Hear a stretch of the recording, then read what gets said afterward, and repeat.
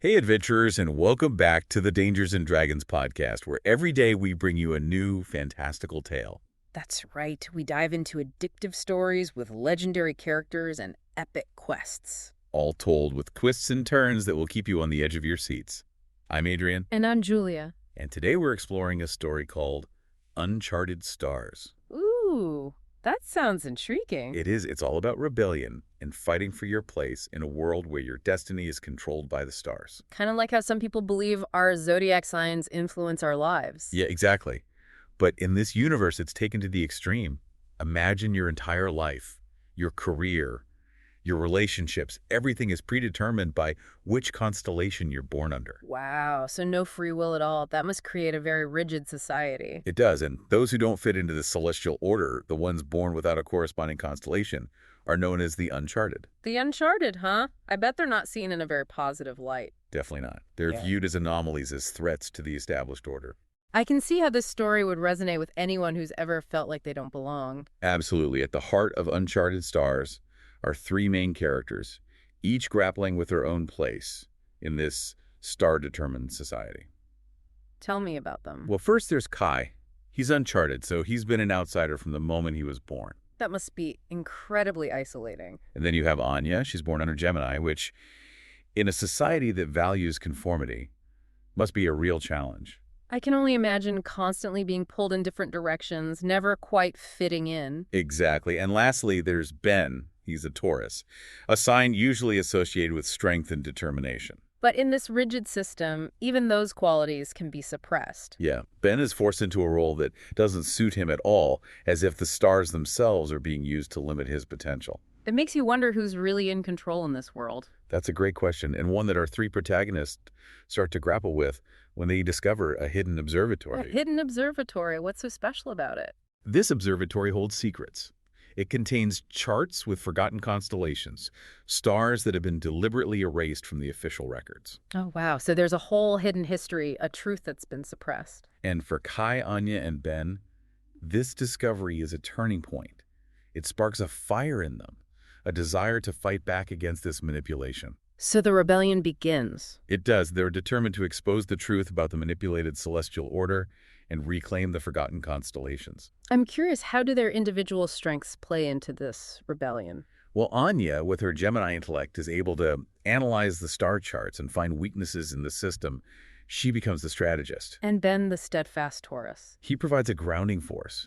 He's the voice of reason, keeping them focused on their goals and reminding them why they're fighting. And Kai, with his connection to the void, I bet that gives him a unique advantage. He does. The void in this story is depicted as something more than just emptiness. It's a source of untapped potential, and Kai, being uncharted, has a special connection to that power. Okay, so they've got their skills, and they're ready to fight. But how do they face off against a system that literally controls the stars? Well, their first encounter with the authorities isn't with soldiers, but with priests. Priests. What do they have to do with controlling the stars? These priests are armed with star-infused shackles tools designed to control those who defy the celestial order. Yikes. Sounds like a formidable weapon. And it is. But in a moment of pure defiance, Kai unleashes his void touch and shatters those shackles. Wow, that's got to be a powerful symbol. It's a declaration that the celestial order can be challenged, that fate is not set in stone. What a moment. I'm eager to see how this rebellion unfolds. I'm with you on that.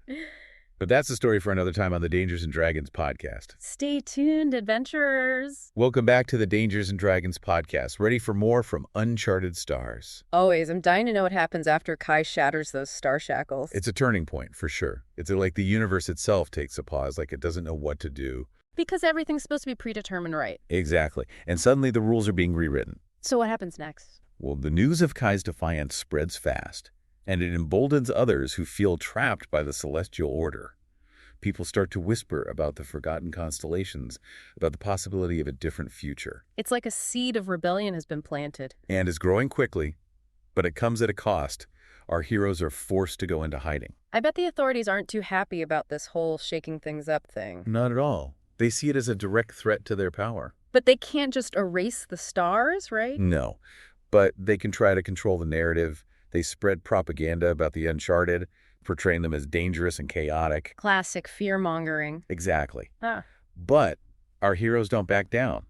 They continue to study the forgotten constellations, searching for a way to break free from the celestial control. It's interesting how this story mixes astronomy with mythology. It's like these forgotten constellations represent something more than just stars.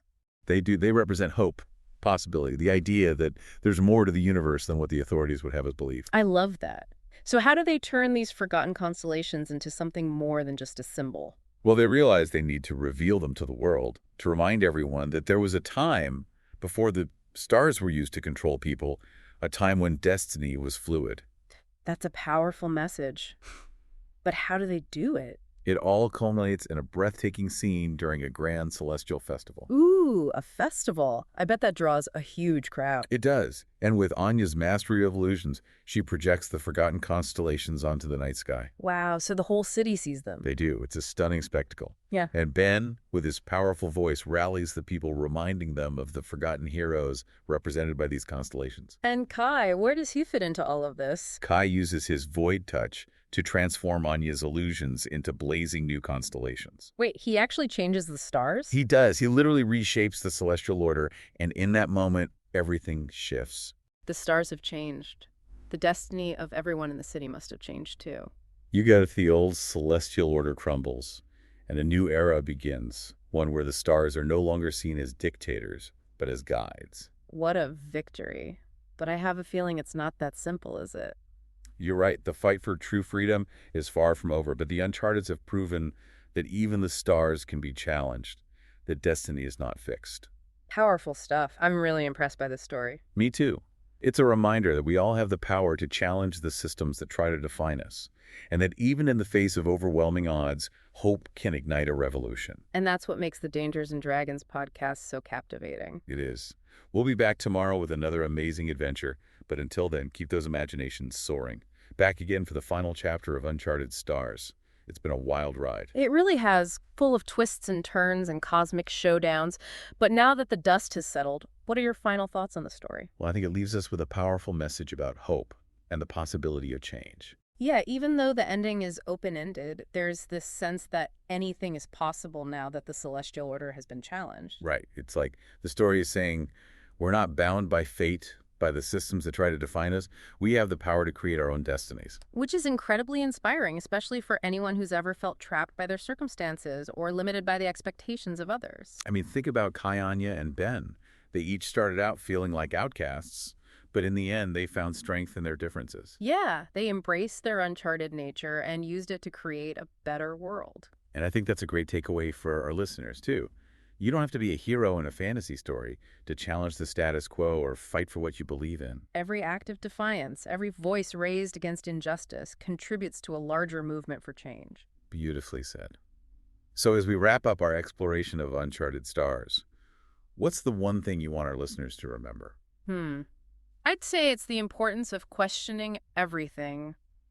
Don't just accept the way things are because that's how they've always been. Yeah, look beyond the surface, challenge the norms, and dare to imagine a different future. The stars may have once dictated destiny in this story, but in the end, it was human courage and determination that reshaped the universe. And that's a powerful message for all of us, I think.